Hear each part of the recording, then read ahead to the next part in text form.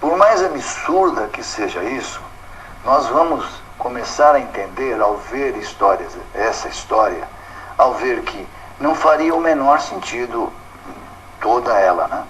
Mas nós percebemos que isso quer colocar o homem sempre numa posição maior do que a mulher. A mulher sempre entra como a causadora de todos os conflitos. Eles viviam numa boa, pelo menos Adão vivia numa boa, até que veio a Eva e acaba com tudo. Ele coloca que a ideia de que a mulher é responsável por toda a destruição de felicidade que teria no mundo. Veja o perigo que isso trouxe. Por isso que não é de se espantar quando, cerca de uma semana atrás, o mundo comemorava o Dia Internacional da Mulher, porque houve aquela chacina de mais de 126, cerca de 126 mulheres, se eu não me engano, que foram queimadas vivas em Nova York, porque reivindicavam um salário compatível ao dos homens. E os patrões preferiam queimá-las vivas do que igualá-las ao homem. Isso vai nos explicar muito sobre o fato da mulher até hoje, quando comete qualquer gafe, ser sempre motivo de piada e de preconceito. Isso vai nos fazer entender por que dentro da mente de muitos homens existe sempre a ideia de que a mulher é um ser inferiorizado. A mulher veio sempre para destruir. E isso foi gerando outras histórias. Se nós pegarmos outras histórias, as histórias também ligadas a histórias infantis, nós vamos perceber que a mulher sempre foi colocada como causadora de todos os males. Peguem as histórias que a Disney depois colocou. Quando nós pegamos, por exemplo, a gata borralheira, ela era perseguida por quem? Por homens? Não. Existia quem? Uma madrasta. E o que é pior, ela era perseguida por duas irmãs, não eram dois irmãos. Vejam que sempre a mulher estava colocada numa situação dessa. A Branca de Neve era perseguida por quem? Por uma madrasta também.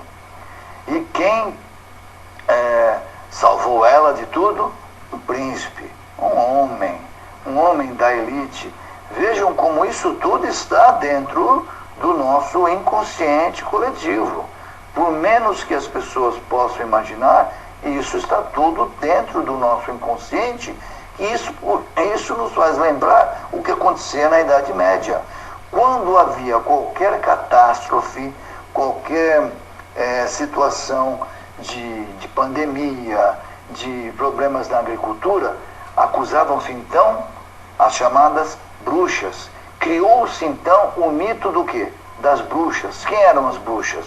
Mulheres que eram chamadas concubinas do diabo. Então não eram homens que eram colocados na fogueira, mas sim mulheres. As mulheres eram responsáveis pelas pandemias que surgiam, pelas doenças que surgiam, pela agricultura não ir para frente.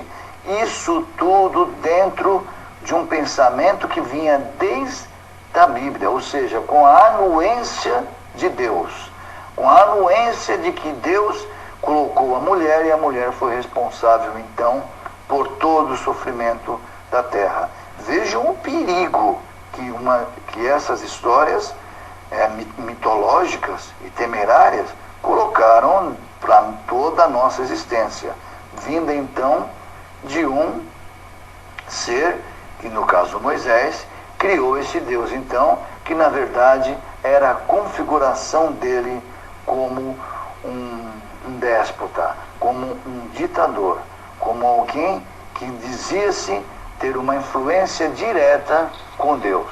Alguém que subiu no monte e falou diretamente com Deus. Mais ninguém no planeta, exceto ele.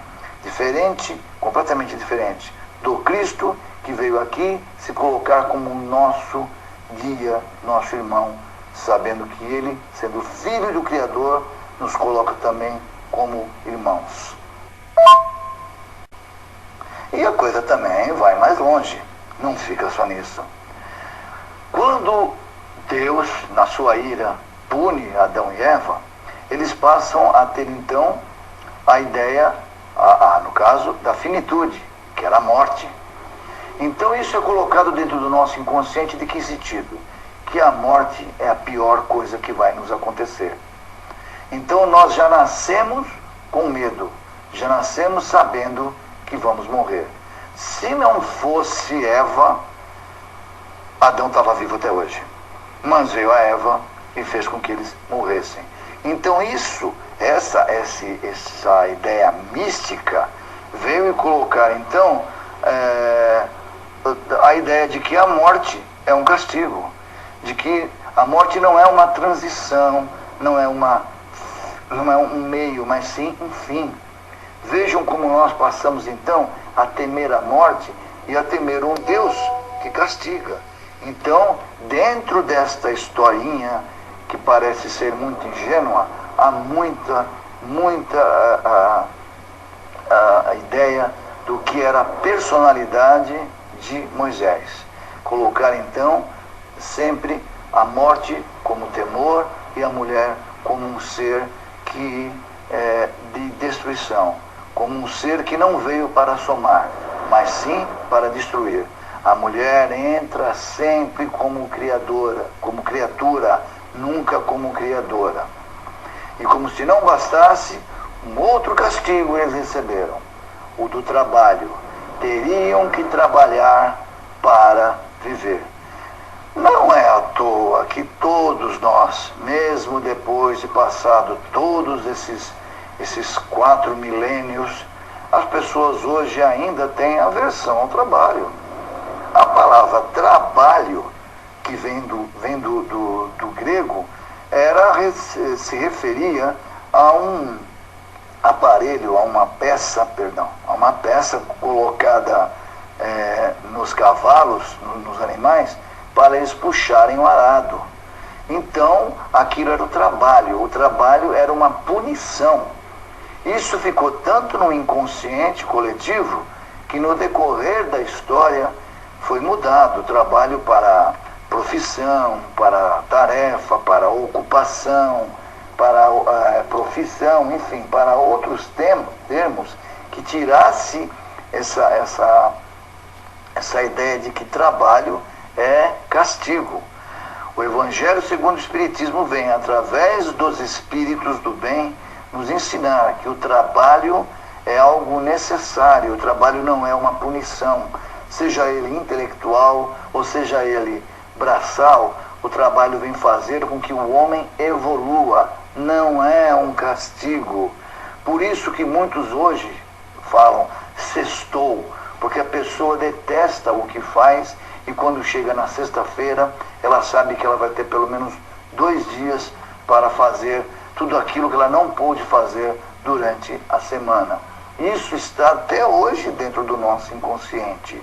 Por isso, a importância de nós entendermos que essa história de Adão e Eva não se restringe apenas a algo mitológico. Ela ficou no inconsciente popular, ficou no inconsciente coletivo, ficou dentro de um padrão mental que faz com que os homens até hoje se baseiem nessa história para punir então a mulher, para ser o que é uma história machista, uma história que coloca a gente com medo da morte e coloca também a ideia de que o trabalho ele vem também como um castigo, ele vem como uma punição e não como uma bênção. Vejam como é pernicioso não estudarmos isso a fundo, como isso é perigoso, como nós precisamos tirar esse conceito, a desconstrução dessa ideia de que Moisés nos coloca, para que nós possamos então a ter a ideia de que Jesus nos ensina. Jesus veio nos mostrar o caminho para nós evoluirmos. Moisés veio nos mostrar o caminho para que nós possamos não nos destruir. É muito diferente.